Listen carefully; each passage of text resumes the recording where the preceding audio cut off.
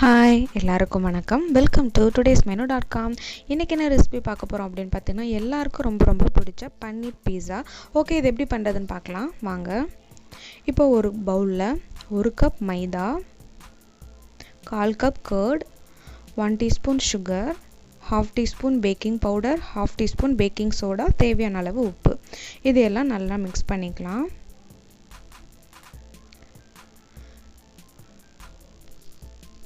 இப்போது இதுக்கு ஒரு 3லேருந்து 4 டேபிள் ஸ்பூன் வாட்டர் தேவைப்படும்.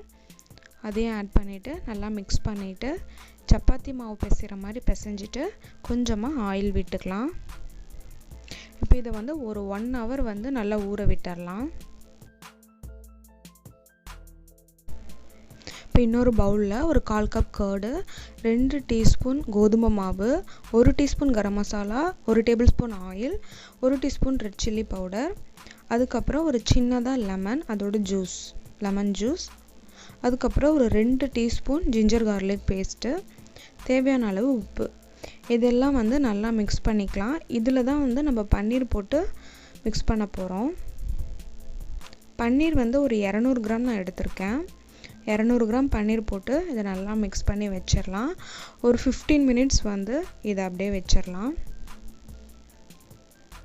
15 மினிட்ஸ்க்கு அப்புறமா ஒரு பேனில் ஆயில் எதுவுமே போடாமல் இதை நல்லா ஃப்ரை பண்ணி எடுக்கணும்.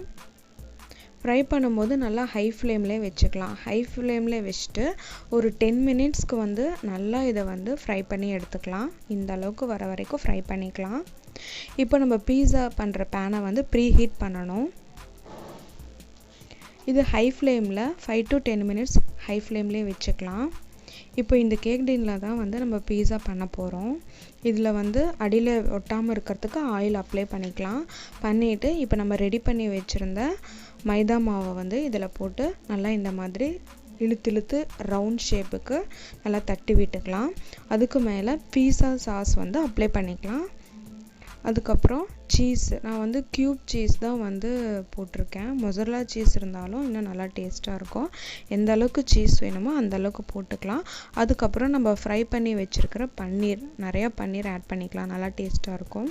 அதுக்கப்புறம் கேப்சிகம், நான் க்ரீன் போட்டிருக்கேன். இன்னும் கலராக ரெட்டு எல்லோலாம் போட்டால் இன்னும் நல்லாயிருக்கும் பார்க்குறதுக்கு.